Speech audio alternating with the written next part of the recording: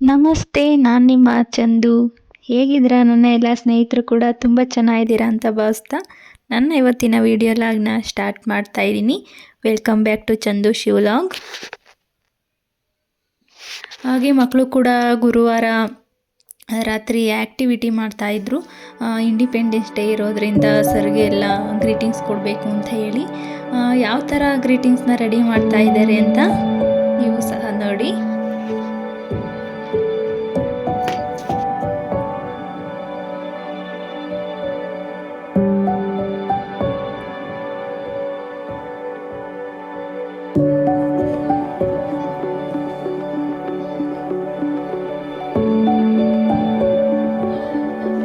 ಹಾಗೆ ಗ್ರೀಟಿಂಗ್ಸ್ ಹೇಗೆ ರೆಡಿ ಮಾಡಿದ್ದಾರೆ ಅಂತ ಹೇಳಿ ಕಾಮೆಂಟ್ ಮಾಡಿ ಪ್ಲೀಸ್.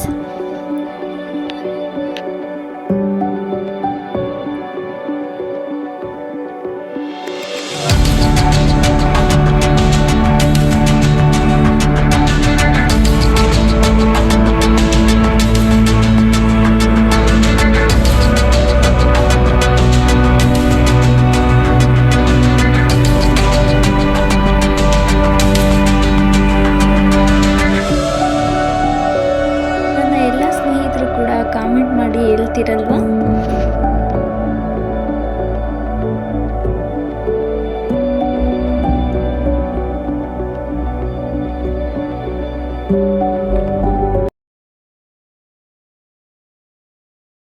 ಶುಕ್ರವಾರ ಮಾರ್ನಿಂಗ್ ಇಂಡಿಪೆಂಡೆನ್ಸ್ ಡೇ ಕೂಡ ಇದೆ.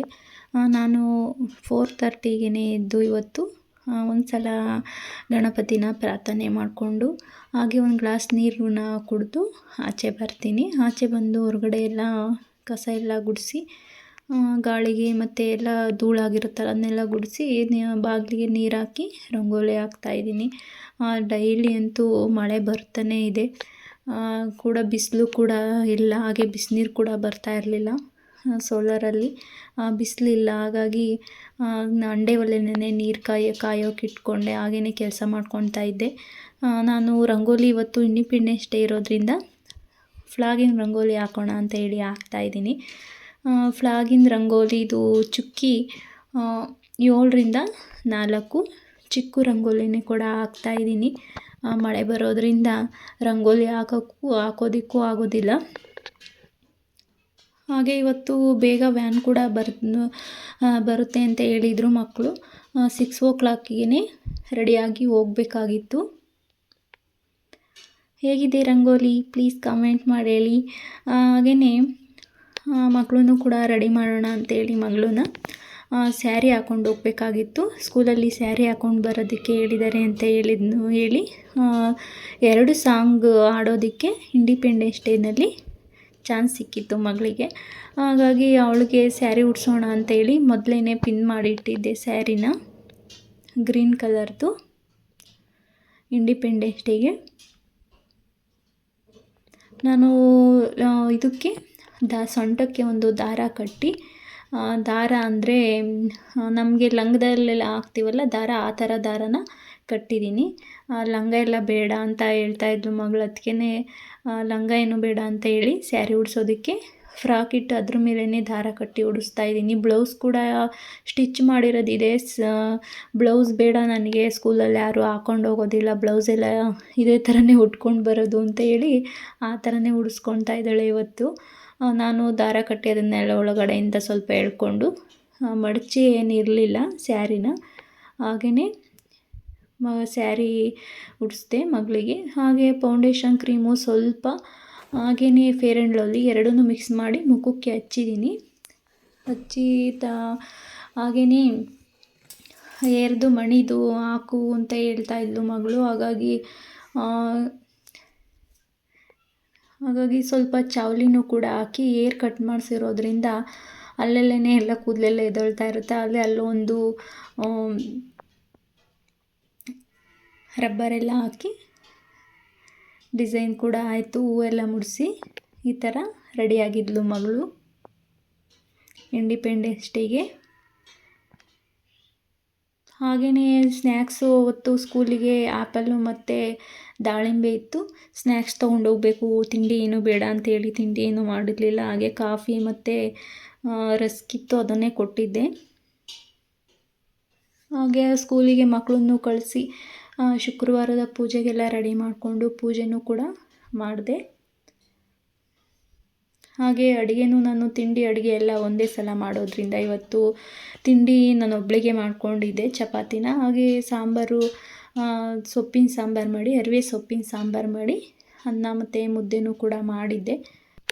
ಹಾಗೆ ನಮ್ಮನೆಯವರು ಕೂಡ ಇರಲಿಲ್ಲ, ಆಫೀಸ್ಗೆ ಹೋಗಿದ್ದು, ಇಂಡಿಪೆಂಡೆನ್ಸ್ ಡೇ ಇದಿರೋದ್ರಿಂದ.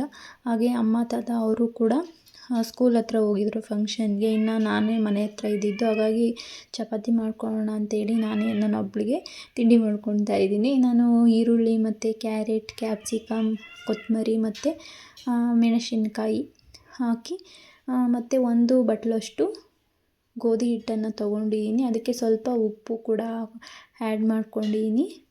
ಉಪ್ಪು ಮತ್ತು ಸ್ವಲ್ಪ ಜೀರಿಗೆ ಪುಡಿನೂ ಕೂಡ ಆ್ಯಡ್ ಮಾಡ್ಕೊಂಡಿದ್ದೆ. ಮಿಕ್ಸ್ ಮಾಡ್ತಾಯಿದ್ದೀನಿ ಇವಾಗ. ಬೇಗನೂ ಕೂಡ ಆಗುತ್ತೆ ಈ ಥರ ಮಾಡಿಕೊಂಡ್ರೆ. ಸೈಡ್ಸ್ಗಿಲ್ಲ ಅಂದ್ರೂ ಕೂಡ ಇದಕ್ಕೆ ಬರೀ ಚಪಾತಿನೂ ಕೂಡ ಹಾಗೆ ತಿನ್ಬೋದು, ತುಪ್ಪ ಹಾಕ್ಕೊಂಡು ತಿನ್ಬೋದು, ಚೆನ್ನಾಗಿರುತ್ತೆ. ಹಾಗಾಗಿ ನಾನು ಒಬ್ಬಳೇ ಇದ್ದಿದ್ದರಿಂದ ಇವತ್ತು ಬ್ರೇಕ್ಫಾಸ್ಟ್ ನಾನೊಬ್ಬಳಿಗೇ, ಬೇಗನೂ ಕೂಡ ಆಗುತ್ತೆ. ಇದನ್ನು ಸ್ವಲ್ಪ ನೀರು ಹಾಕ್ಕೊಂಡು ತೆಳು ಮಾಡ್ಕೊಳ್ಬಾರ್ದು. ತೆಳು ಆದರೆ ಈರುಳ್ಳಿ ಮತ್ತು ಕ್ಯಾಪ್ಸಿಕಮ್ಮು, ಉಪ್ಪು ಎಲ್ಲ ಹಾಕಿರೋದ್ರಿಂದ ನೀರು ಬಿಟ್ಕೊಂಡ್ಬಿಡುತ್ತೆ. ನೋಡಿ ಸ್ವಲ್ಪ ನೀರು ಹಾಕ್ಕೊಂಡು ಗಟ್ಟಿಗೆ ಕಲಿಸ್ಕೊಳ್ಬೇಕು. ಇದಕ್ಕೆ ನಾನು ಎಣ್ಣೆ ಅಥವಾ ಏನೂ ಕೂಡ ಆ್ಯಡ್ ಮಾಡಿಲ್ಲ, ಬರೀ ನೀರನ್ನಲ್ಲೇ ಕಲಿಸ್ಕೊಂಡಿದ್ದೀನಿ. ನೋಡಿ, 1 ಬಟ್ಲು ಗೋಧಿ ಹಿಟ್ಟಿಗೆ 4 ಚಪಾತಿ ಆಗುತ್ತೆ. ನಾನು ಸ್ವಲ್ಪ ಹಿಟ್ಟನ್ನು ಹಾಕ್ಕೊಂಡು ಚಪಾತಿನ ಲಟ್ಟಣಿಗೆನಲ್ಲಿ ಲಟ್ಟಿಸ್ಕೊತೀನಿ.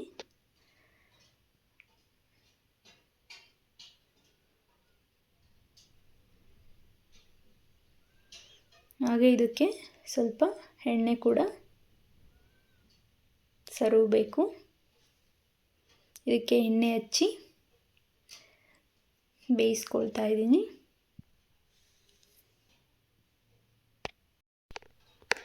ಹಾಗೆ ಈಸಿನೂ ಕೂಡ, ಬೇಗ ಫಾಸ್ಟಾಗೂ ಮಾಡ್ಕೊಬೋದು.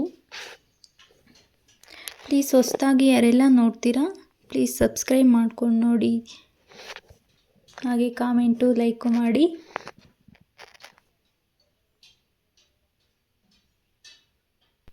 ಒಂದೊಂದು ಸಲ ಬರೀ ಚಪಾತಿನೂ ಕೂಡ ಬೋರ್ ಆಗಿಬಿಟ್ಟಿರುತ್ತೆ. ಹಾಗಾಗಿ ಇದಕ್ಕೆ ಆನಿಯನ್ನು ಮತ್ತು ಕ್ಯಾರೆಟು, ಕ್ಯಾಪ್ಸಿಕಮ್ಮು ಎಲ್ಲ ಹಾಕಿರೋದ್ರಿಂದ ಟೇಸ್ಟು ಕೂಡ ಚೇಂಜ್ ಆಗುತ್ತೆ. ಚಪಾತಿಗಿನ್ನ ಗೋಧಿ ಹಿಟ್ಟು ಕೂಡ ಎಲ್ಲರ ಮನೆಯಲ್ಲೂ ಗೋಧಿ ಹಿಟ್ಟು ಇದ್ದೇ ಇರುತ್ತೆ. ಹಾಗೆಯೇ ಈ ಥರ ಹಾಕ್ಕೊಂಡು ಮಾಡೋದ್ರಿಂದ ಸ್ವಲ್ಪ ಟೇಸ್ಟು ಕೂಡ ಎಲ್ಲ ಚೇಂಜ್ ಆಗಿರುತ್ತೆ.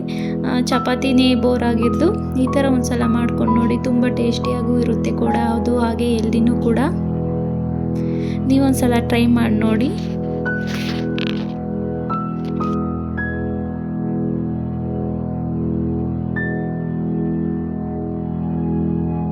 ನಾವು ಚಪಾತಿ ಹಿಟ್ಟನ್ನು ಕಲಸಿ ಇಟ್ಟಿರ್ತೀವಲ್ಲ, ಅದನ್ನೇನು ನೆನೆಸಕ್ಕಿಡೋ ಅವಶ್ಯಕತೆ ಇರಲ್ಲ. ಆವಾಗಲೇ ಕಲಸಿ ಆವಾಗಲೇ ಮಾಡ್ಕೊಬೋದು. ತೆಳುವೂ ಕೂಡ ಮಾಡ್ಕೊಬಾರ್ದು ಹಿಟ್ಟನ್ನು.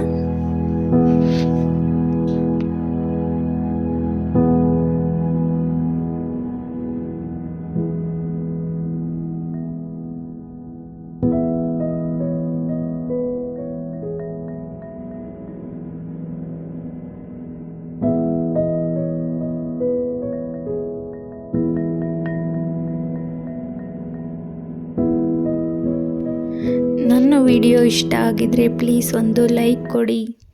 Thank you for watching. Bye, take care.